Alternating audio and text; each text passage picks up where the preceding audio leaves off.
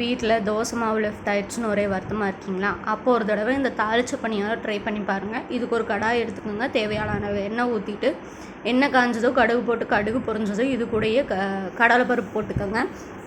இது கூட வந்துட்டு நம்ம ஒரு பெரிய வெங்காயம் நல்லா பொடியாக நறுக்கி வச்சுருக்கோங்க. அது ஒரு பச்சை மிளகாவை போட்டு பொடியாக நறுக்கின பச்சை மிளகா, கொத்தமல்லி, கருவேப்பிலை போட்டு இது கூடவே கொஞ்சம் சால்ட்டு போட்டு ஒரு வதக்கிக்குங்க.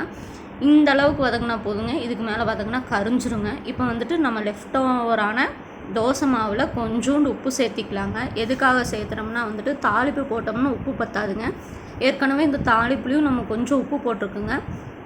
பார்த்து அட்ஜஸ்ட் பண்ணி போட்டுக்கோங்க. இதை நல்லா ஈவனாக மிக்ஸ் பண்ணுங்கள். அப்போ தான் வந்துட்டு இந்த தாளிப்பு வந்துட்டு தோசை மாவு கூட நல்லா மிக்ஸ் ஆகுங்க. இப்போ நம்ம வந்து பணியாரக்கல்லை வந்துட்டு நல்லா ஹீட் பண்ணிக்கலாங்க. ஹீட் ஆனதும் ஒவ்வொரு குழிக்காய் கொஞ்சம் கொஞ்சமாக ஒவ்வொரு ஸ்பூன் எண்ணெய் விட்டுக்கோங்க.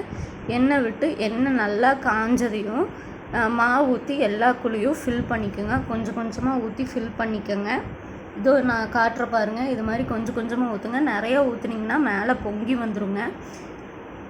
நல்லா ஃபில் பண்ணிட்டு ஒரு 2-3 நிமிஷம் கழிச்சிங்கன்னா அந்த எண்ணெய்லாம் போய் பணியாரம் நல்லா வெந்திருக்குங்க.